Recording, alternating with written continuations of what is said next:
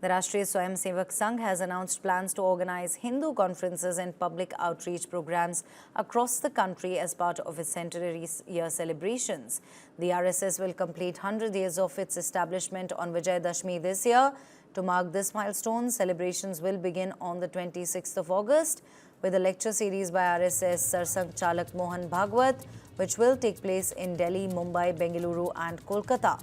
For its centenary year, the RSS has set a goal to reach every block in every state across the country. The organization considers that its shakhas its great strength and aims to increase the number of shakhas to over 1 lakh this year.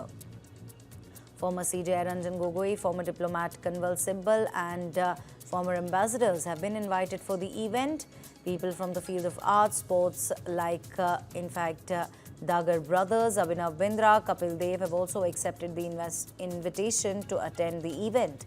Embassy staff from the US, China, Kuwait, Kazakhstan and Nepal have also been invited.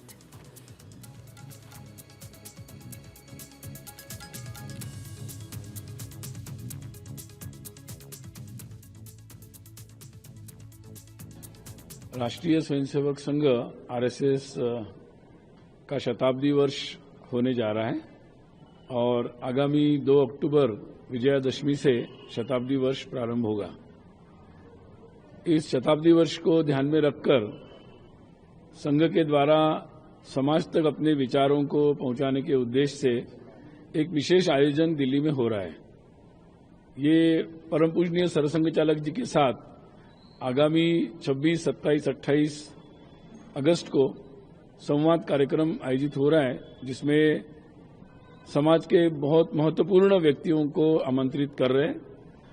संघ की जो 100 वर्ष की यात्रा है, जिसमें बहुत सारे पड़ाव है, बहुत सारे अलग अलग प्रकार के उपक्रम है, कार्यक्रम है और संघ की एक सतत साधना है। इन सब के अनुभवों के और उसके आधार पर जो कार्य हुए उसके संदर्भ में समाज के सामने जानकारी लेकर जाना और आगामी दृष्टि से संघ कौन से कार्य में अपनी शक्ति लगाएगा, कौन से महत्वपूर्ण कार्यों में अपने स्वयंसेवकों को कहेगा काम करने के लिए और देश समाज के सामने जो महत्वपूर्ण विषय है उसके संदर्भ में पूजनीय सरसंघ चालक डॉक्टर मोहन जी भागवत 3 दिन समाज के प्रमुख लोगों से संवाद करेंगे। ये संवाद पूरे देश के सामने लाइव रहेगा और स्वाभाविक रूप से देश के महत्वपूर्ण विषयों के बारे में भी वो बात करेंगे।